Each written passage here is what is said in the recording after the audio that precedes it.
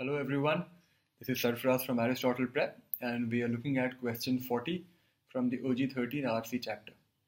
In case you haven't understood this passage properly, please watch the video for question 37 in which I discuss the passage in great detail.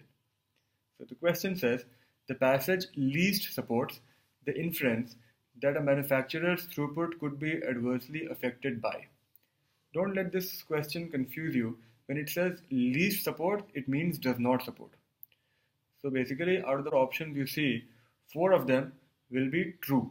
According to information in the passage, one that will not be true will be the answer. So a manufacturer's throughput could be adversely affected by.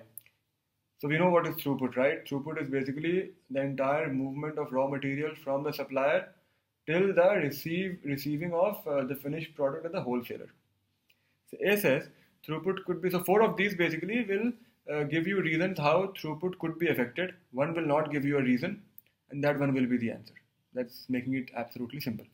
So A says throughput could be adversely affected by a mistake in judgment regarding the selection of a wholesaler.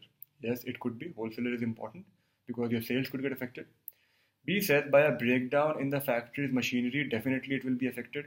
C says a labor dispute on the factory floor, definitely throughput will be affected. D says an increase in the cost per unit of output. Absolutely wrong. Throughput will have no impact of this. In fact, it's the other way around. If throughput is affected adversely, then there will be an increase in the cost per unit of output. But an increase in the cost of output will have no impact on throughput. D should be the answer to your question. I hope you understand what I just said. D is the answer because D will not have any impact on the throughput. Throughput actually will have an impact on D.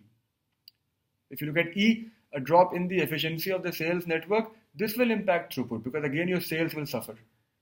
So D easily is the answer to the question. As you saw, it helps if you rephrase the question in your head. The way it's written looks a little confusing. But do keep in mind, least support means does not support.